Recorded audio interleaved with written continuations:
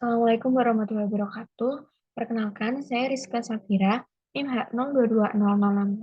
Di sini saya izin mempresentasikan mengenai tugas penyajian ilmiah terkait proposal penelitian saya dengan judul Analisis Hubungan Kepadatan Tanah dengan Produktivitas Jagung atau ZMISL pada berbagai kondisi topografi di Kecamatan Sulaguhimo, Kabupaten Wonogiri, dengan dosen pembimbing Dr. Insinyur Mujio SPMB.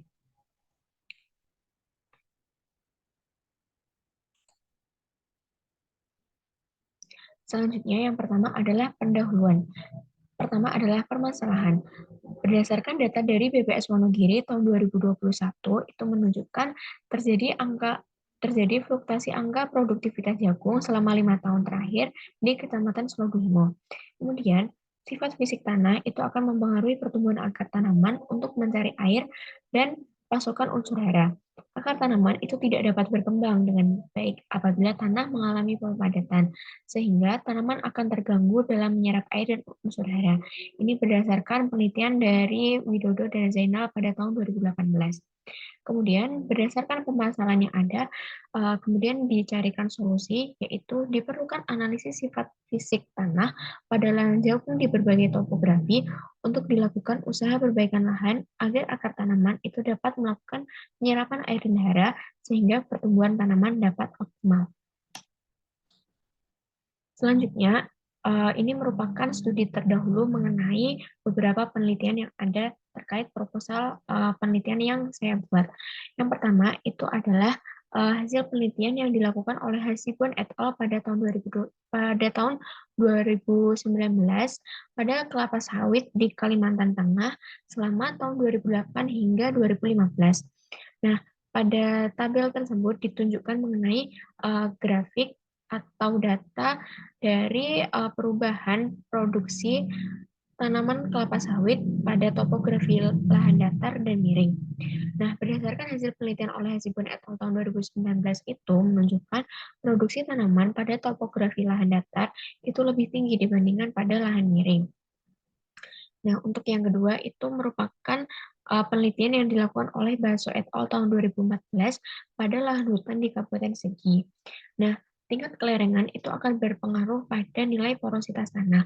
Hal tersebut ditunjukkan pada lereng yang memiliki nilai kurang dari atau sama dengan 18%, itu porositasnya 45,16% atau kurang baik, sedangkan untuk lereng 18-20% itu porositasnya 51,93% atau baik. Kemudian lereng 21-30% itu persentase nilainya 47,77% atau kurang baik. Kemudian dari data kelerengan dan hasil porositas tersebut didapat bahwa semakin tinggi nilai kemiringan lereng, maka semakin rendah nilai porositas tanah. Untuk selanjutnya yaitu berdasarkan penelitian yang dilakukan oleh Prasetyo pada tahun 2016 di tanaman tembakau pada daerah Temanggung. Nah, menghasilkan tabel atau grafik seperti gambar 6 mengenai pengaruh kepadatan tanah terhadap produktivitas. Nah, berdasarkan grafik tersebut ditunjukkan bahwa hasil perhitungan tersebut menunjukkan bahwa setiap kenaikan 1 kali kepadatan tanah itu akan memberikan penurunan nilai produktivitas sebesar 166,8 kg per ha. Hasil perhitungan tersebut dapat diinterpretasikan bahwa semakin tinggi nilai kepadatan tanah, maka semakin rendah produktivitas lahan. Kemudian penelitian selanjutnya itu dari Yu et al. Pada tahun 2021 pada berbagai varietas kedelai. Nah, pada berbagai varietas kedelai itu dilakukan dua perlakuan, yaitu tanah yang dipadatkan dan tanah yang tidak terpadatkan. Nah, pada tanah yang tidak terpadatkan atau tidak mengalami pemadatan itu ditunjukkan pada grafik dengan warna hitam. Kemudian pada tanah yang dipadatkan itu ditunjukkan pada grafik dengan batang grafik warna abu-abu. Nah, dapat dilihat pada grafik di sebelah kiri itu mengenai panjang akar, dan kemudian grafik di sebelah kanan itu mengenai luas akar atau area akar.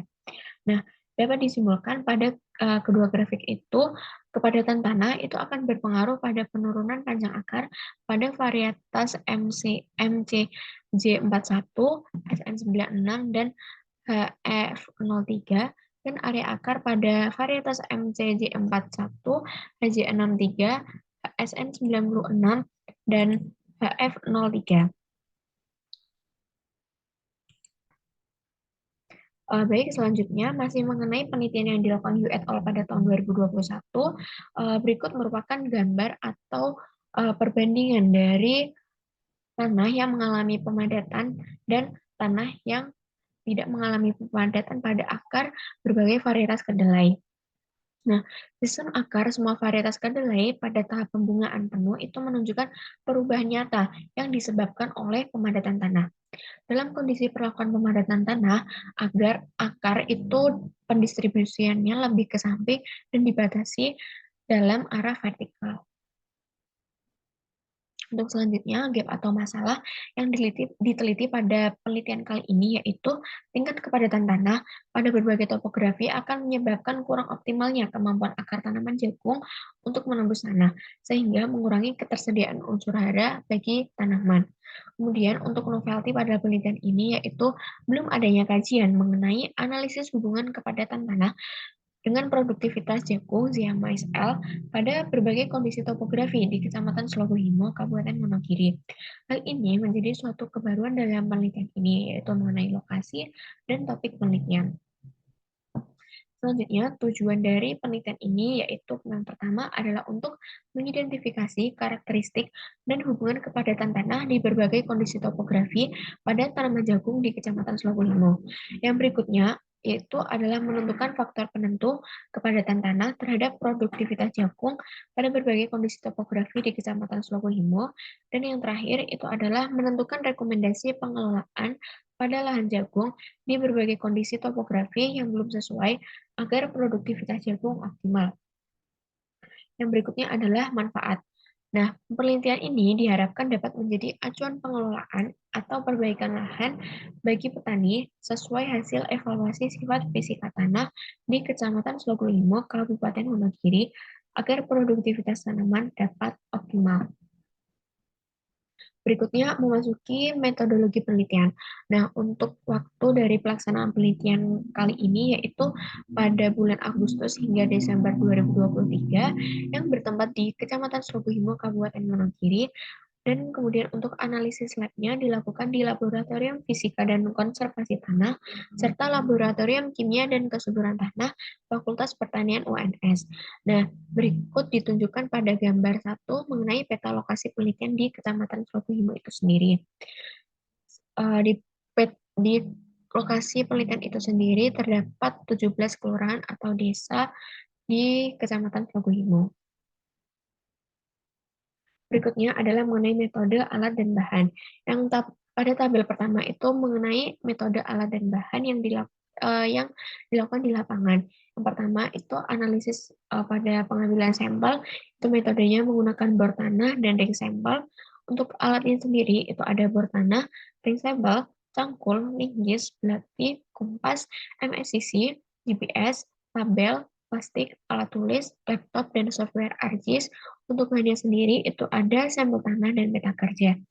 Untuk suhunya itu untuk suhu, kemiringan lereng, dan ketinggian tempat itu menggunakan metode pengukuran dengan masing-masing alatnya itu menggunakan termohigrometer untuk mengukur suhu dan klinometer untuk mengukur kemiringan lereng serta GPS untuk mengukur ketinggian tempat. Berikutnya adalah tabel 2, metode, alat, dan bahan di laboratorium. Untuk yang pertama adalah analisis pH tanah, itu menggunakan elektrometri, dan yang kedua adalah C organik tanah, itu menggunakan metode Walkie and Black, dan yang ketiga adalah tekstur menggunakan metode pipet. Untuk alat dan bahannya dapat dilihat seperti pada layar tersebut. Baik, berikutnya analisis book density itu menggunakan metode gravimetri. Untuk alatnya itu ada cawan, labu Erlenmeyer, timbangan oven dan desikator. Untuk bahannya itu ada contoh tanah. Yang selanjutnya adalah laju infiltrasi menggunakan metode double ring infiltrometer. Untuk alatnya sendiri yaitu ring infiltrometer diameter 10-20 cm, buffering diameter 50 cm, stopwatch, spon kasar, balok kayu, ember, drum, gayung, gelas ukur, penggaris atau meteran. Untuk bahannya sendiri adalah contoh tanah. Kemudian analisis porositas itu menggunakan metode pignometer. Nah, untuk alatnya sendiri itu botol pignometer bervolume 25, 50, atau 100, botol pembilas 500 ml, timbangan dengan keakuratan 0,01 gram, oven, gelas piala 250 ml, dan termometer. Untuk bahannya sendiri ada aseton, kertas penimbang contoh tanah, etil alkohol 95%, dan kertas tisu. Kemudian untuk analisis kekuatan tanah itu menggunakan penetrometer dan alatnya sendiri yaitu penetrometer. Untuk selanjutnya adalah tata laksana dari penelitian yang akan saya laksanakan. Untuk yang pertama adalah persiapan. Nah, persiapan ini meliputi studi pustaka atau referensi dari internet ataupun buku. Dan yang kedua adalah pembuatan peta kerja. Nah, selanjutnya setelah tahap persiapan itu adalah tahap survei lapangan. Kemudian dilakukan dengan pengambilan sampel tanah untuk tanah yang akan diteliti. Selanjutnya, apabila telah mendapatkan sampel tanah yang ada, dilakukan analisis laboratorium di laboratorium fisika maupun kimia di Fakultas Pertanian UNS. Kemudian setelah dilakukan analisis laboratorium, kemudian didapatkan data, lalu dianalisis datanya. Kemudian setelah dianalisis datanya, kita akan membuat laporan atau skripsi.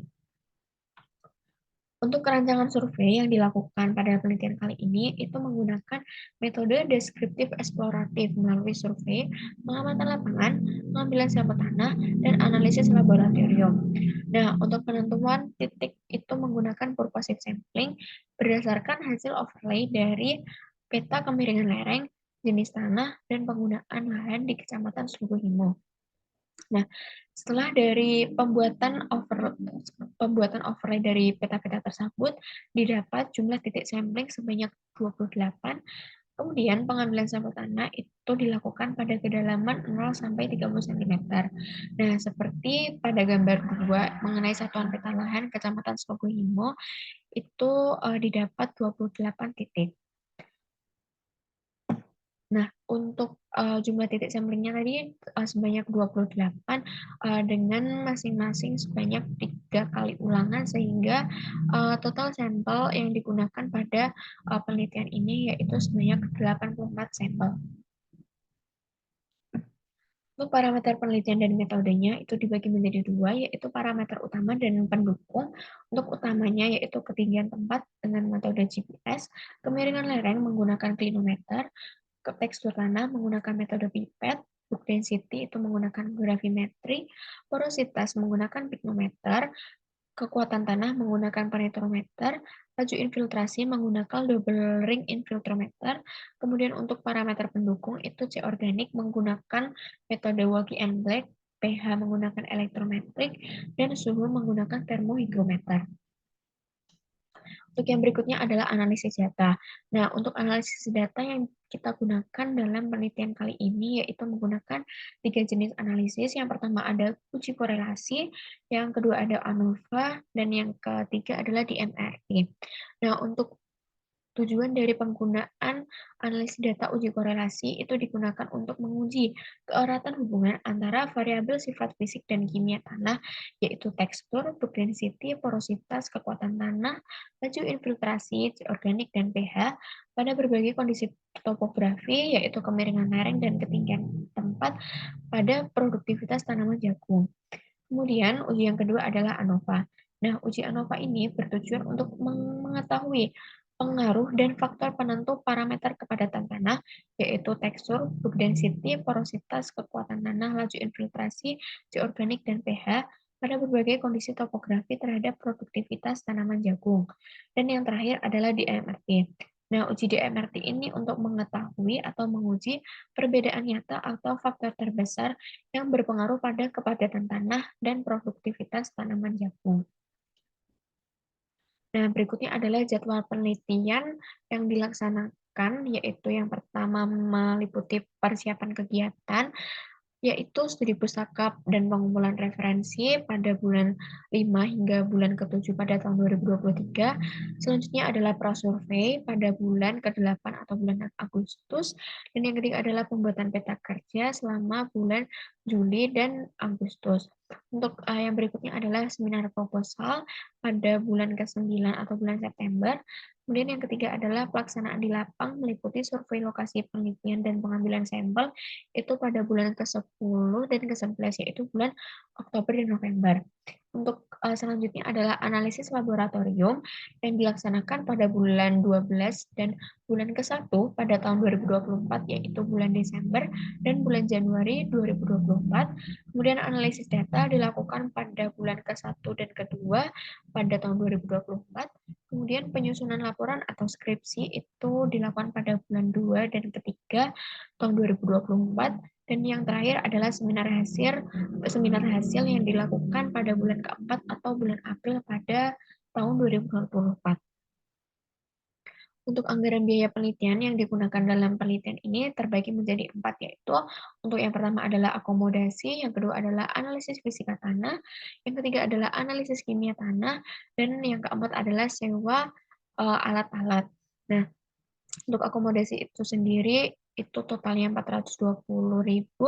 Untuk analisis fisika tanah itu mencakup tekstur, porositas, bulk density, dan laju infiltrasi dengan masing-masing jumlah sampel itu sebanyak 84 dengan harga satuan berurutan 50.000, 30.000, 20.000, dan 25.000 sehingga menghasilkan total seperti tabel pada layar. Kemudian untuk analisis kimia tanah pada pH2O itu sebanyak 84 dengan harga satuan 7.000. Kemudian untuk C organik itu sebanyak 84 sampel juga dengan harga satuan 50.000. Kemudian menghasilkan total seperti pada tabel di layar. Untuk yang keempat itu merupakan sewa alat-alat. Nah, sewa alat-alat ini meliputi sewa klinometer, GPS, penetrometer, dan termohigrometer sebanyak masing-masing satu dengan harga satuan 25.000.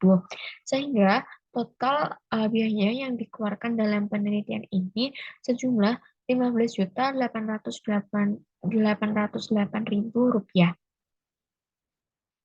Baik, untuk referensi yang kami gunakan adalah seperti pada layar.